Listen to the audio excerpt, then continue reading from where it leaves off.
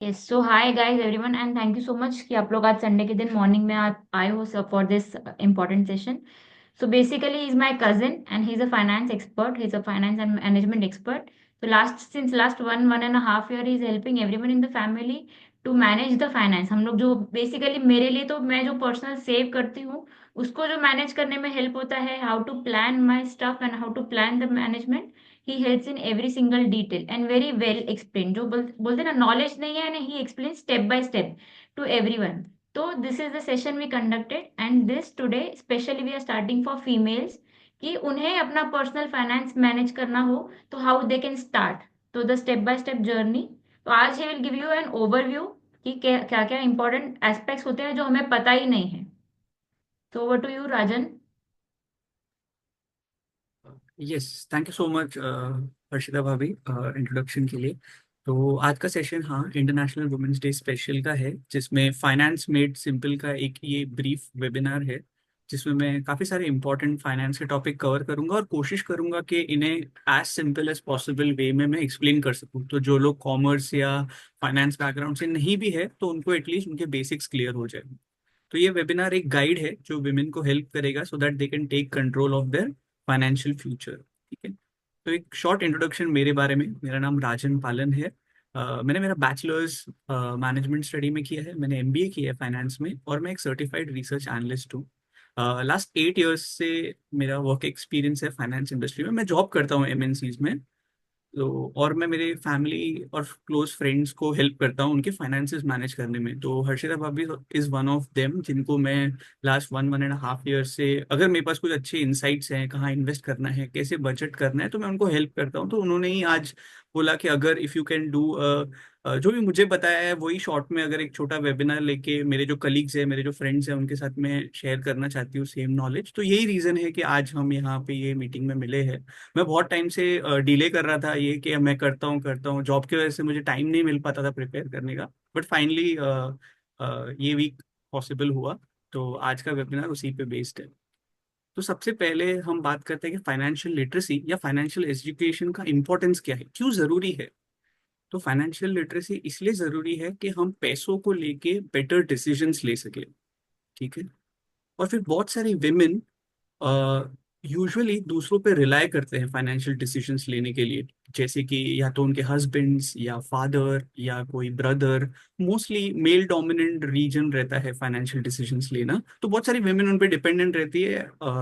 तो आज का सेशन इसलिए इम्पोर्टेंट है कि अब हम खुद फाइनेंस सीख के वो चेंज कर सकते हैं। प्रोबेबली आज से 3 to 6 months down the line वो लोग हम पे फाइनेंशियली रिलाई करें अगर हमें उनसे थोड़ा बेटर फाइनेंशियल नॉलेज या उनसे इक्वल फाइनेंशियल नॉलेज अगर मिल जाता।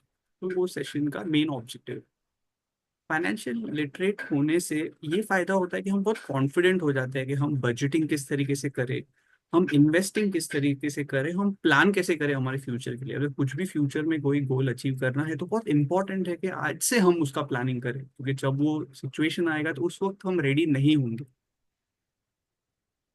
फिर दुनिया में 3 तरह के लोग होते हैं यूजुअली फाइनेंस की दुनिया में।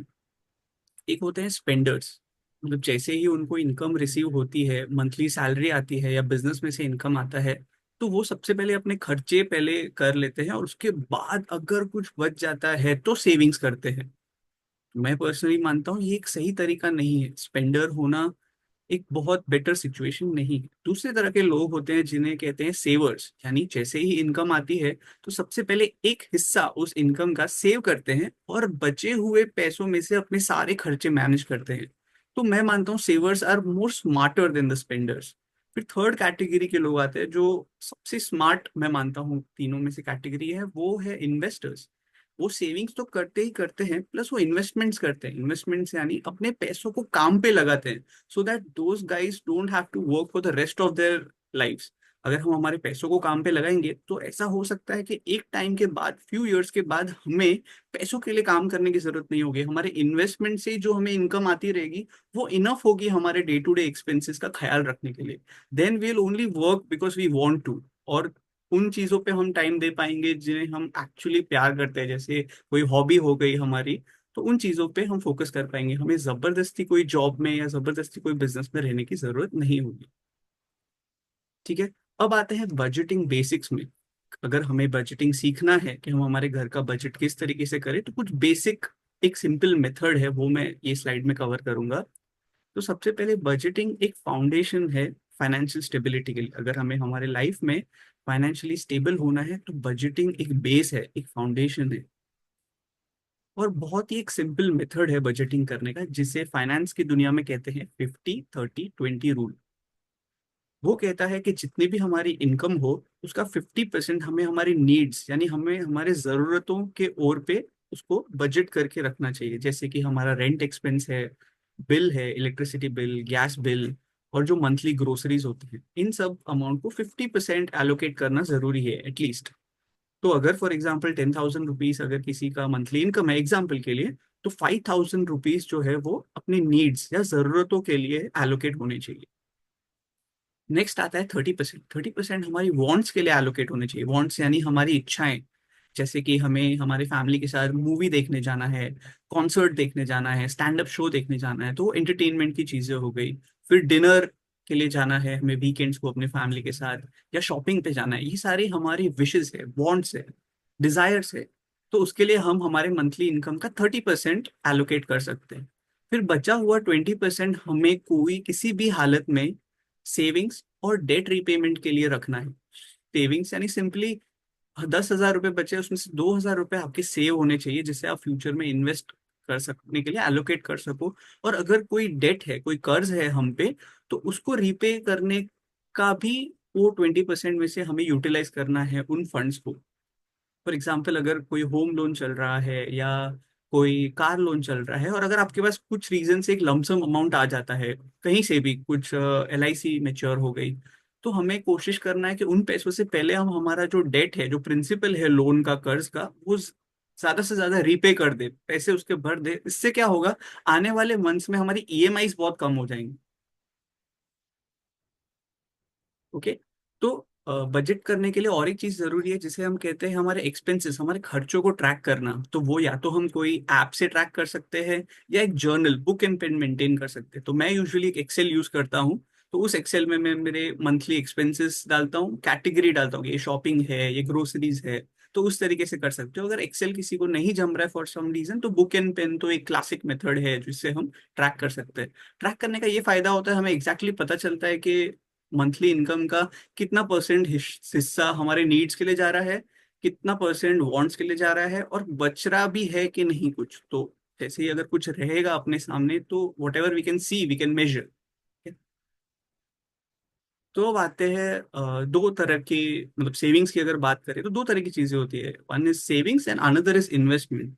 So let's see what savings means in simple words. Savings यानी जब भी हम कुछ पैसे कैश में हमारे पास रखते हैं अपने घर पे, या हमारे सेविंग्स बैंक अकाउंट में रहने देते हैं, उसे सेविंग्स कहते हैं। यानी वो पैसे ग्रो नहीं करते, उस पर कोई रिटर्न नहीं मिलता ज्यादातर। सेविंग्स अकाउंट में भी जो मिलता है वो बहुत मार्जिनल मिलता है, हार्डली वो कुछ मिलता है। That's why savings is basically having cash at home और some amount of money lying in your savings bank account. Whereas investment क्या होता है, इन्वेस्टमेंट यानी हम हमारे पैसों को काम पे लगा रहे हैं, ऐसी जगह पे हम वो पैसों को इन्वेस्ट कर रहे हैं जहां पर वो पैसा ग्रो होगा, हमें रिटर्न्स लाके देगा। और ये रिटर्न्स लाना बहुत जरूरी है, क्योंकि फ्यूचर में हमारे जो भी फाइनेंशियल गोल्स है, अगर उसको रीच करना है, तो सिर्फ हमारे बचत हुए पैसों से हम नहीं पहुंच पाएंगे। उस पे अगर जो ग्रोथ मिलेगा, इन्वेस्टमेंट पे जो रिटर्न मिलेगा, तो हम बहुत फास्ट तरीके से हमारे गोल्स को अचीव कर पाएंगे। और इन्वेस्टमेंट जरूरी इसलिए भी है क्योंकि इन्फ्लेशन है, जो मैं आगे की स्लाइड्स में बात करूंगा। इन्फ्लेशन सिंपल वर्ड्स में महंगाई होती है। अगर उस महंगाई को हमें बीट करना है, तो हमें इन्वेस्ट करना ही होगा, क्योंकि घर पे पड़े हुए पैसे ग्रो नहीं होने वाले। पर इन्फ्लेशन तो हर महीने हर साल बढ़ने ही वाला है, महंगाई बढ़ते जाती है। तो अगर हम घर पे ही पैसे सेव करेंगे, तो हमारे पैसों की वैल्यू कम होते जाएगी। तो सबसे पहले देखते हैं कि एसेट और लायबिलिटी क्या होता है। आपने बहुत बार सुना होगा कॉमर्स बैकग्राउंड के लोगों से, या अपने घर पे हस्बैंड से, ब्रदर से, कि एसेट है, लायबिलिटी है। तो मैं सिंपल टर्म्स में एक्सप्लेन करना चाहता हूँ कि एसेट और लायबिलिटी होता क्या है। हर्षिता भाई, आप कुछ बोलना चाह रहे हो? सॉरी। प्रीवियस स्लाइड करना चैट में, उनको सिर्फ स्क्रीनशॉट लेना है। हाँ हाँ, ये वाला के, ये वाला बजटिंग वाला। हाँ, ये भी रखना। बजटिंग वाला।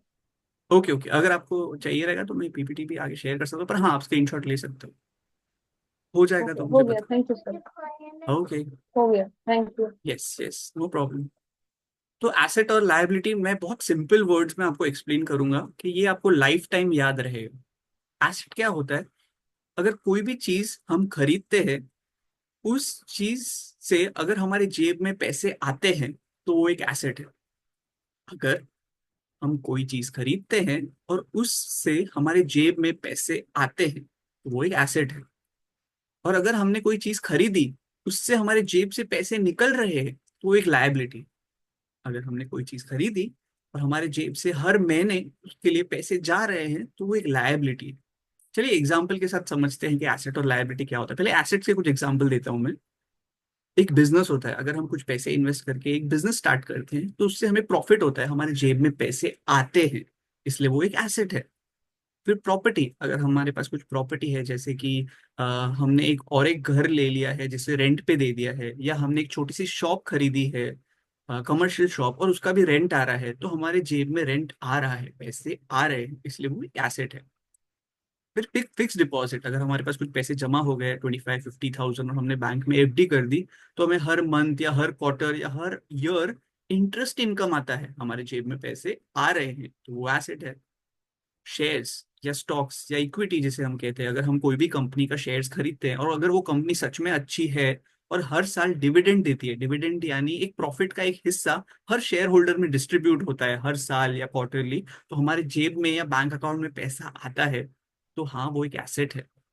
अब बात करते हैं एक लायबिलिटी की। लायबिलिटी का एग्जांपल मैं देता हूँ, तो कार, अगर हमने एक कार खरीद ली तो हर साल हमें उसका maintenance, servicing, insurance cost, PUC, fuel expense, ये सारी कार खरीदने के बाद एवरी ईयर एवरी मंथ हमारे जेब से पैसे जाएंगे, इसलिए वो एक लायबिलिटी है। बाइक, अगर हम कोई टू व्हीलर खरीदते हैं, मोटरसाइकिल खरीदते हैं, तो उसका भी इंश्योरेंस, मेंटेनेंस, सर्विसिंग, फ्यूल का कॉस्ट लगेगा, वो भी एक लायबिलिटी है। अगर वो कार या बाइक अगर आप आपके बिजनेस के लिए यूज कर रहे हो जिससे आपका इनकम बढ़ रहा है तो वो एसेट बन जाएगा। पर हम हमारे लीजर के लिए अगर ये चीजें खरीद रहे हैं, लग्जरियस कार खरीद रहे हैं स्टेटस के लिए, तो यूजली वो हमारे इनकम जनरेशन के लिए काम नहीं आते, इसलिए वो लायबिलिटी है। क्रेडिट कार्ड, अगर हम क्रेडिट कार्ड पे कुछ भी खरीदते हैं, कुछ एक्सपेंसिव खरीदते हैं, तो हमें ईएमआई या इंटरेस्ट पे करना पड़ता है, हमारी जेब से पैसे जाते हैं, इसलिए वो लायबिलिटी है। एक्सपेंसिव फोन, इवन तो हमारा बजट अगर 25-30,000 है और अगर हम 70-80 या 1 लाख रुपीज का फोन लेते हैं जो हमारे फिलहाल बजट से बाहर है, तो हम प्रोबेबली उसे ईएमआई पे लेंगे, इंटरेस्ट पे करेंगे, हमारे जेब से पैसे जाएंगे, इसलिए वो लायबिलिटी है।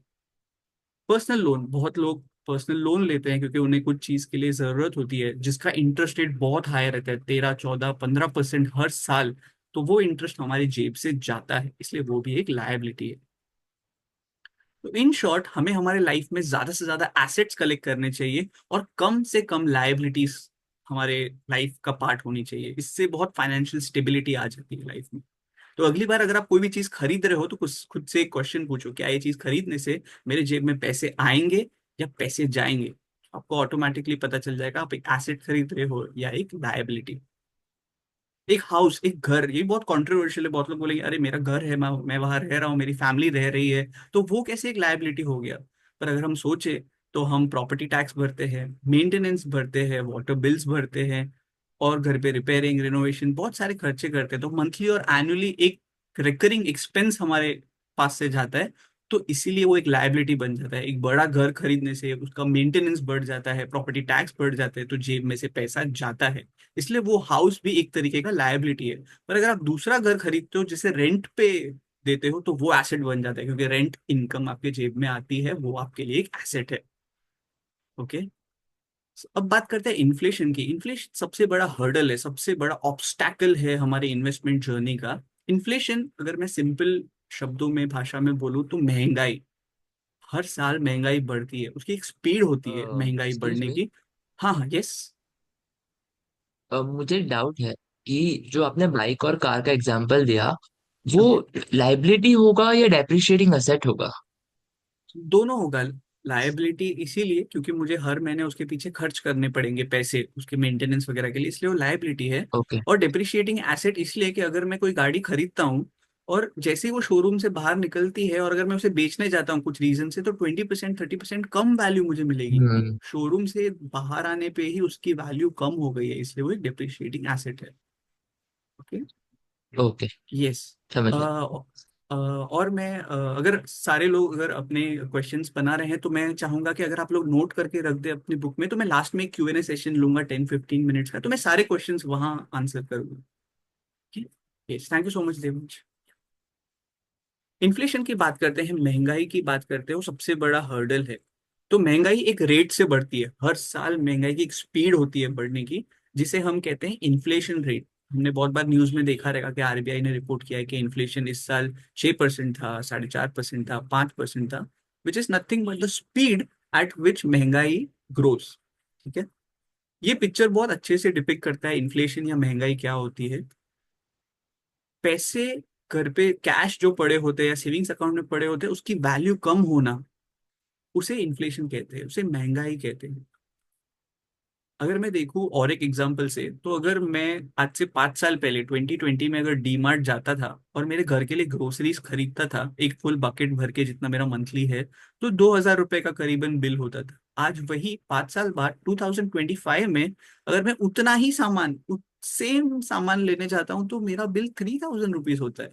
तो 5 साल में 1,000 रुपीज से मेरा परचेस बढ़ गया है, पर सामान उतना ही आ रहा है। इसका मतलब प्राइजेस तो राइज हुए हैं गुड्स और सर्विसेज के, प्लस मेरे पैसे का परचेसिंग पावर कम हो गया है।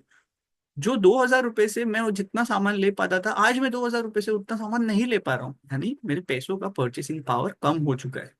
अब इसे बीट करने के लिए हमें कुछ तो करना पड़ेगा, नहीं तो ये तो हर साल रहने ही वाला है इन्फ्लेशन। इन्फ्लेशन का दूसरा एग्जाम्पल देखते हैं। आरबीआई कहता है कि लास्ट 30 साल में 6.5% की स्पीड से इन्फ्लेशन बढ़ता आ रहा है। तो कुछ एग्जाम्पल ले, जैसे गोल्ड का रेट 1990 में 3,200 गोल्ड का रेट था, फिर 2003 में 5,600, 2020 में 46,000, और अगर अभी हम देखें 2025 में, तो इट हैज गॉन बियॉन्ड 80,000। मतलब कितना तेजी से इन्फ्लेशन बढ़ रहा है गोल्ड में, मतलब प्राइसेस इंक्रीज हो रहे हैं। पेट्रोल का अगर रेट देखोगे तो 1990 में 9.84 था, पर आज 2025 में it has cross 104 rupees, growing fast. Diesel has become 94। Milk का प्राइस देखोगे तो milk is again around 56-58 rupees. तो गवर्नमेंट ने बहुत अच्छा कंट्रोल किया है मिल्क का प्राइस। 2020 में 60 रुपए लीटर हुआ करता था, आज भी 58-56 के आसपास है, क्योंकि वो नेसेसिटी है। तो गवर्नमेंट को उस पर एक कंट्रोल रखना चाहिए, और they have been successful in doing that. और इन्फ्लेशन अगर मैं 7% के हिसाब से पकड़ूं, तो अगर 1990 में 1 लाख रुपए अगर किसी के पास होते और वो सिर्फ अपने बैंक में या अपने घर पे वो पैसे रखे होते, तो उसकी वैल्यू हर 10 साल में आधी हो रही है। 1 लाख रुपए 2000 की साल में 48,400 हो गए। 1 लाख रुपए से सीधा उसकी वैल्यू 50% से कम हो गई। 2010 तक 23,400, और 2020 में 11,300। अगर मैं आज देखूं 2025 में, तो करीब करीब 8,000 के आसपास हो गई। मतलब हमारे जो पेरेंट्स और ग्रैंड पेरेंट्स बोलते थे कि वो टाइम में लाख रुपए में कितनी सारी चीजें आती थी, घर आ जाता था, पर आज उस लाख रुपए की वैल्यू 8,000 रुपीज है। इसलिए इंपॉर्टेंट हो जाता है कि हमें इन्फ्लेशन को बीट करना है। How can we beat inflation? Is simply by investing our money ऐसी चीजों में जिसका रिटर्न इन्फ्लेशन से ज्यादा हो। अगर यहाँ लिखा है कि 6.5% इन्फ्लेशन एवरेज इंडिया में है, तो हमें ऐसी चीजों में इन्वेस्ट करना चाहिए जिसका रिटर्न 6.5% से ज्यादा हो। तो हम इन्फ्लेशन को बीट तो करेंगे, प्लस थोड़ा रियल रिटर्न भी कमा लेंगे उस पर। और एक इन्फ्लेशन का स्लाइड है जो बताता है कि हाउस होल्ड एक्सपेंसेस 2010 में 20,000 रुपए थे, 2020 में 35,000 रुपीज हो गए, और इट इज एक्सपेक्टेड कि 2030 तक Indian house hold expenses 75,000 rupees हो जाएंगे। हायर एजुकेशन का कॉस्ट भी अगर देखें, तो अगर कोई अच्छी कॉलेज 2010 में 6 लाख रुपए फीस चार्ज करती थी कोर्स के लिए, तो उन्होंने 2020 तक 23 लाख कर दिए थे। और 2030 तक अगर अपनी किड्स है वो आगे हायर एजुकेशन करेंगे, तो we might require 50 lakh rupees for that same course. और बात करते हैं मैरिज कॉस्ट की, तो बहुत सारे शादी में, ओके मेरे पास पॉपअप आया है कि मीटिंग 10 मिनट में एंड होगी, तो वापस सब लोग ये सेम मीटिंग ज्वाइन कर लेना अगर ये मीटिंग बंद होती है तो। ओके। शादी का कॉस्ट जो 2010 में 6 से 7 लाख रुपए था, वो एक्सपेक्टेड है कि 2030 तक 26 to 30 लाख रुपीज होगा। तो ये सारा इन्फ्लेशन अप्रोक्सीमेटली 7 to 8% के ऊपर ग्रो होते जा रहा है ना। अगर उसे बीट करना है तो we have to invest our money ऐसी चीजों में जो इन्फ्लेशन बीट करे।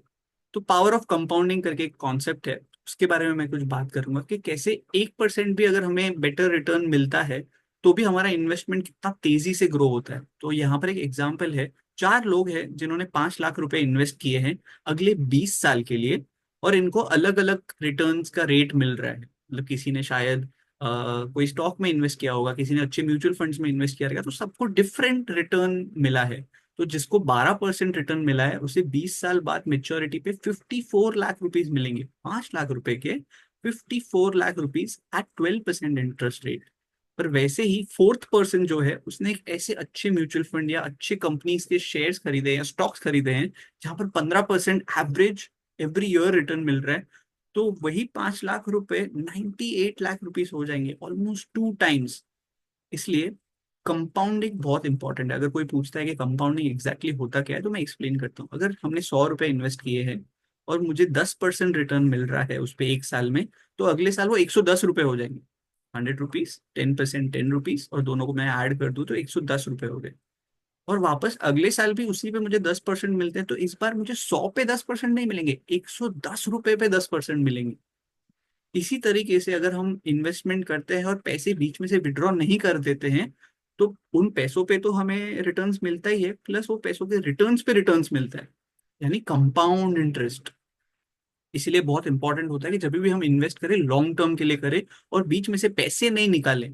हम हमारा गोल जब तक कंप्लीट नहीं होता है तब तक इन्वेस्टेड रहे, तब जाके इतना एक्सपोनेंशियल वेल्थ क्रिएशन होता है।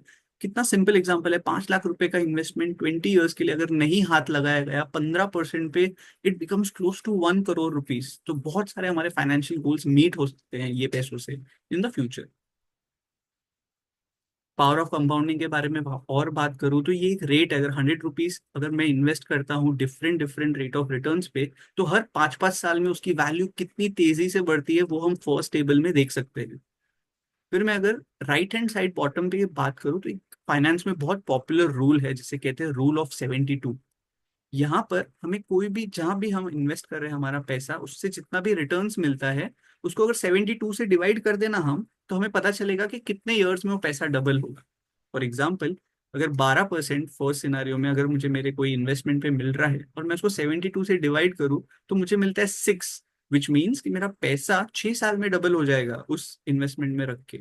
और वैसे ही मैं अगर दूसरा सिनारियो देखूँ, फॉर एग्जाम्पल बैंक एफडी जो 6% के आसपास मुझे रिटर्न देता है, उसे मैं अगर 72 से डिवाइड करूँ तो मुझे आंसर आता है 12, विच मीन्स अगर बैंक एफडी में आज मैं कुछ पैसे रखूँ 6% पे तो 12 साल में वो डबल होंगे।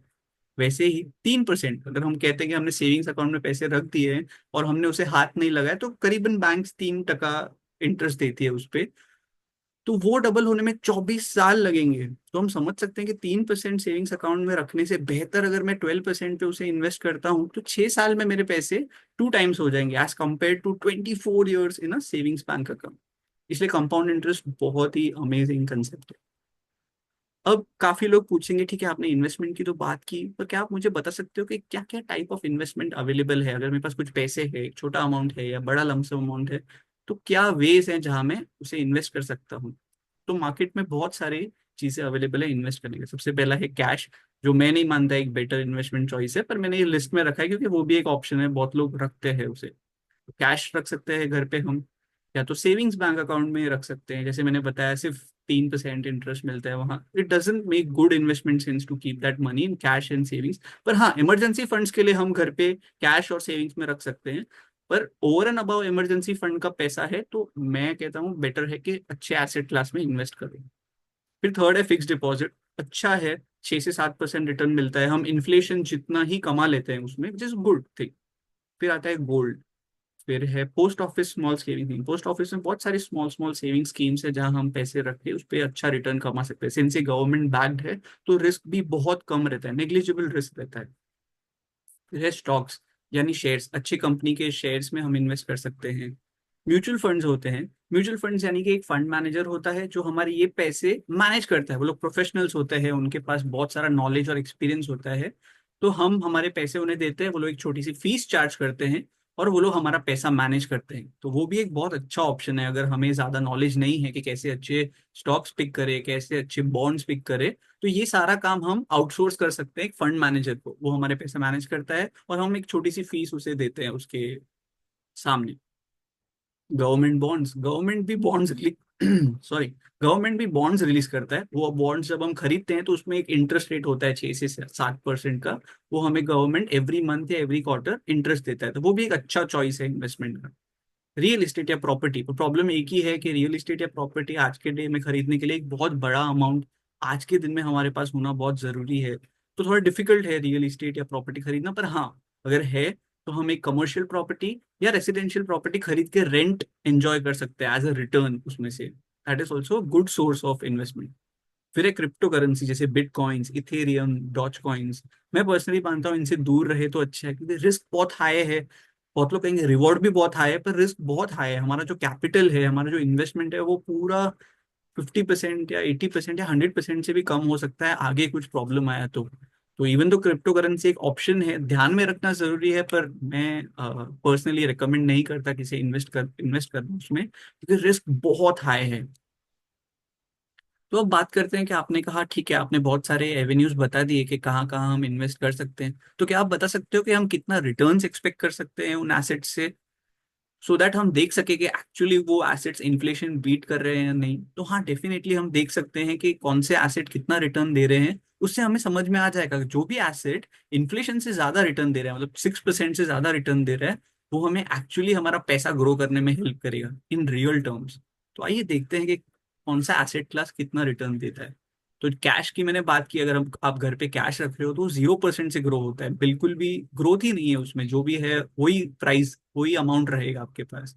सेविंग्स बैंक अकाउंट में रखोगे तो कोई बैंक 3% देते हैं, कोई 4 देते हैं, still it's very low, it does not beat inflation. बात करें फिक्स डिपॉजिट के बारे में, it gives you around 6% return, which is good. मतलब जितना इन्फ्लेशन है उतना रिटर्न मिल रहा है। आपके पैसे में कुछ रियल ग्रोथ नहीं मिलेगा, पर इन्फ्लेशन के साथ साथ वो बढ़ता रहेगा। अगर आज 10 लाख की जितनी वैल्यू है, आज से 5 साल बाद अगर एफडी में रखो तो वैल्यू उसकी बढ़ जाएगी, पर उससे सामान उतना ही आएगा जितना आज 10 लाख रुपए में आता है। ठीक है। फिर post office small saving scheme, वो भी करीब करीब एफडी जितना रिटर्न्स देते हैं, अच्छे हैं, सेफ हैं। और जो लोग सीनियर सिटीजन हैं या जिनका एज बहुत ज्यादा है, जो अभी रिस्क ज्यादा लेना अफोर्ड नहीं कर सकते, उनके लिए मैं सजेस्ट करता हूँ फिक्स डिपॉजिट और post office small saving scheme, बहुत अच्छा चॉइस है। फिर गवर्नमेंट बॉन्ड्स है, वो भी 7% के आसपास देते हैं। अब हम देख रहे हैं गवर्नमेंट बॉन्ड से लेके जो नीचे सारे चीजें हैं ना, वो सारे इन्फ्लेशन को बीट करें, which means they are good place to invest, except for cryptocurrency. मैं आपको ऑलरेडी बता चुका हूँ, वापस मैं बताऊंगा क्यों नहीं।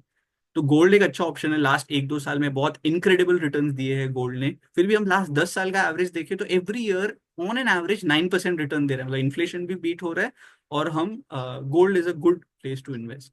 फिर रियल इस्टेट या प्रॉपर्टी है, 10% रिटर्न देता है एवरी ईयर एवरेज में। पर जैसे मैंने बताया कि उसके लिए इनिशियली कैपिटल बहुत ज्यादा रिक्वायर्ड होता है एक प्रॉपर्टी खरीदने के लिए, तो वो एक ऑब्स्टैकल है। फिर बात करते हैं स्टॉक्स। अच्छी कंपनी के जैसे रिलायंस, इन्फोसिस, आईसीआईसीआई बैंक जैसी बड़ी कंपनी जो अच्छी है, जिनका बिजनेस अच्छा है, उनकी कंपनी के शेयर्स हम खरीद सकते हैं। ऑफ कोर्स हमें रिसर्च करना और उन बिजनेसेस को समझना आना जरूरी है बिफोर इन्वेस्टिंग इन स्टॉक्स। और वो भी बहुत बेहतरीन रिटर्न देते हैं। एट एन एवरेज उन्होंने हर साल 15% रिटर्न दिया है। फिर जैसे मैंने बताया म्यूचुअल फंड्स क्या होते हैं और कैसे उसमें रिटर्न्स मिलते हैं। ऑन एन एवरेज लास्ट 10 साल में 18% रिटर्न्स मिले हैं म्यूचुअल फंड में एवरी ईयर। तक पहुंचे थे। अच्छे रिटर्न्स मिलते हैं, कैसे अच्छे म्यूचुअल फंड पिक करना है, उनको और समझना है, तो वो एक बड़ा टॉपिक है, डिफरेंट टॉपिक है। फिर कभी हम चाहिए तो वो टॉपिक को पिक करेंगे। पर अभी के लिए अब मैंने एक बेसिक अंडरस्टैंडिंग दिया है कि म्यूचुअल फंड होते क्या है। ठीक है। नेक्स्ट आता है क्रिप्टो करेंसी। इवन दो उन्होंने लास्ट 10 साल में 80% रिटर्न दिया, मतलब हर साल 80% से ग्रो हुआ है, फिर भी मैं उसे रिकमेंड नहीं करता क्योंकि रिस्क बहुत हाई है। ये 80% क्यों आया है वो भी मैं आपको बता सकता हूँ, कि मैं यहाँ पर लास्ट 10 साल का मैंने डेटा निकाला है। तो 2015 में क्रिप्टो करेंसी इतने पॉपुलर नहीं थे, तो बहुत कम प्राइस होता था हर एक बिटकॉइन का, हर एक इथेरियम का। तो आज मतलब कोविड के बाद इतना बूम आया है, इतना सारा पैसा इन्वेस्ट हुआ है क्रिप्टो करेंसी में, क्योंकि सबको लगता था क्विक मनी है, हम जल्दी से बहुत सारे पैसे कमा लेंगे।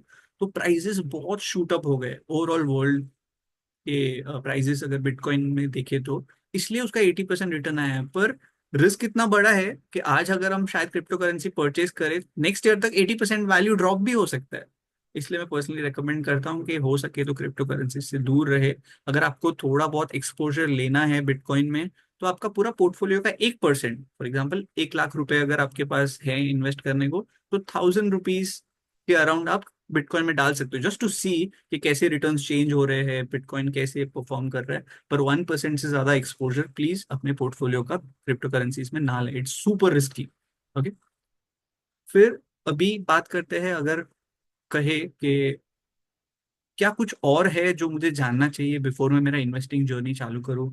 अगर आप पूछोगे कि आपने बहुत सारे इन्वेस्टमेंट ऑप्शंस बताए, उसमें रिटर्न्स बताए, कुछ चीजें एक्चुअली अच्छी लग रही है, इन्फ्लेशन को बीट कर रही है, तो क्या कुछ और चीजें हैं जो मैं अपनी इन्वेस्टिंग जर्नी से पहले मुझे पता होनी चाहिए?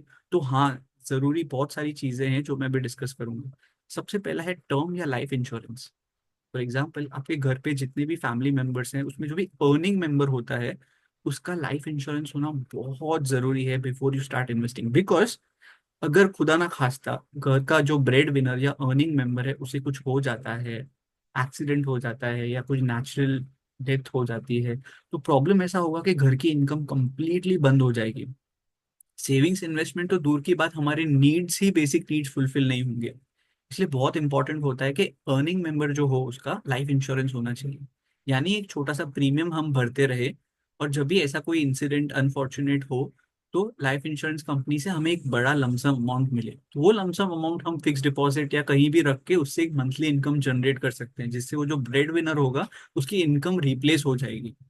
तो ये बहुत जरूरी है, क्योंकि हम नहीं चाहते कि हम एक एक इवेंट की वजह से कंप्लीटली बैंकरप्ट हो जाए, पूरी फैमिली फाइनेंशियल ट्रबल में आ जाए। इसलिए इन्वेस्टमेंट से पहले मैं रेकमेंड करूंगा कि एक अच्छा लाइफ इंश्योरेंस निकाल लीजिए अपने ब्रेड विनर के लिए। दूसरा है, एक अच्छा मेडिक्लेम या हेल्थ इंश्योरेंस होना बहुत जरूरी है।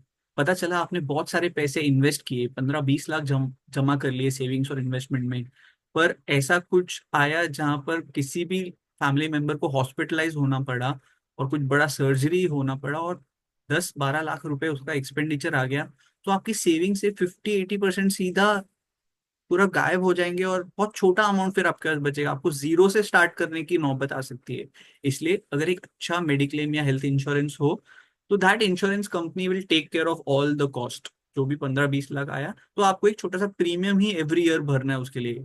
वो एक प्रोटेक्शन है, वो हमारे लिए एक फाइनेंशियल वॉल है। जितना भी हमारा सेविंग्स है, इन्वेस्टमेंट है, इसको लाइफ इंश्योरेंस और टर्म इंश्योरेंस प्रोटेक्ट करता है, सो दैट कभी भी ऐसा कोई इंसिडेंट आए तो हमारे सेविंग्स वाइप आउट ना हो जाए। इसलिए दो चीजें very important before you start investing, एक अच्छा लाइफ इंश्योरेंस प्लान और एक अच्छा मेडिक्लेम या हेल्थ इंश्योरेंस प्लान होना बहुत जरूरी है पूरे फैमिली के लिए। Health insurance plan is a family floater plan, जहां पर पूरा फैमिली कवर रहता है। और एक है इमरजेंसी फंड। इमरजेंसी फंड बहुत जरूरी है, बहुत लोग उसको निग्लेक्ट करते हैं कि नहीं, मुझे इमरजेंसी फंड की जरूरत नहीं है, मैं सीधा इन्वेस्टमेंट स्टार्ट करना चाहता हूँ, इमरजेंसी फंड जमा करने में तो कितना टाइम चला जाएगा, मेरा इन्वेस्टमेंट जर्नी लेट हो जाएगा। पर मैं बताता हूँ क्यों इमरजेंसी फंड सुपर इंपॉर्टेंट है।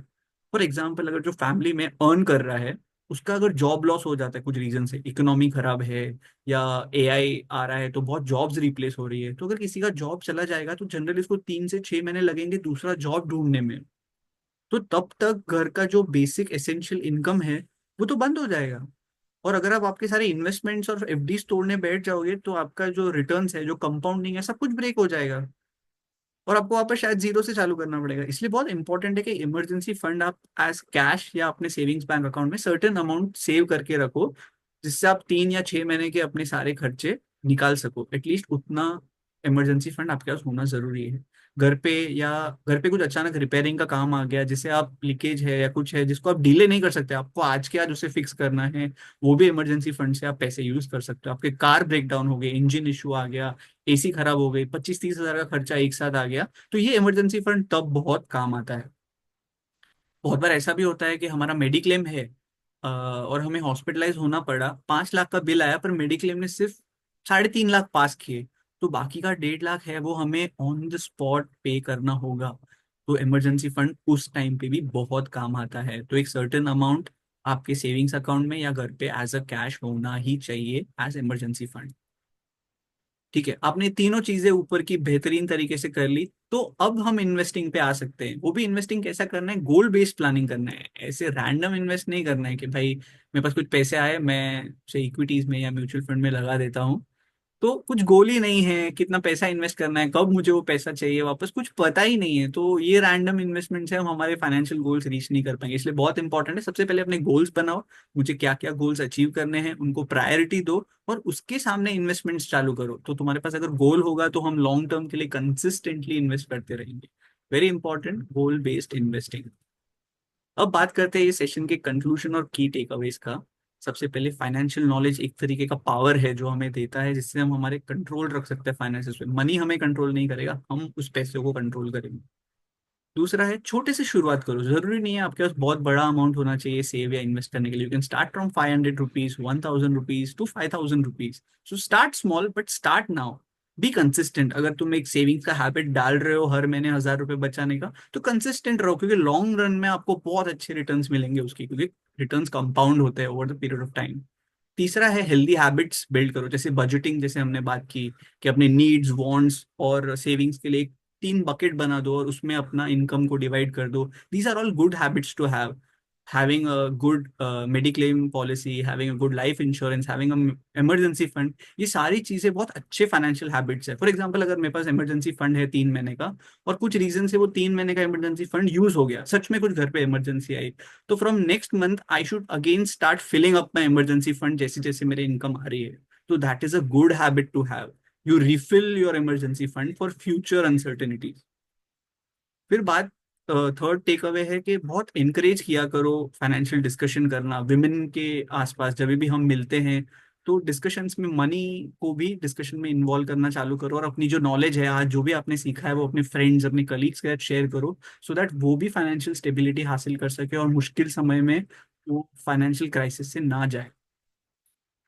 फिर हमेशा याद रखो कि फाइनेंशियल इंडिपेंडेंस से 2 चीजें प्राप्त होती है। एक है कॉन्फिडेंस आ जाता है खुद में, और दूसरा आता है फ्रीडम, कि फ्यूचर में एक टाइम पे आने के बाद we would be free to do whatever we want. जबरदस्ती कोई जॉब या जबरदस्ती कोई बिजनेस में रहने की जरूरत नहीं होगी, आपको फाइनेंशियल फ्रीडम मिल जाएगा if you plan your finances properly in the long run.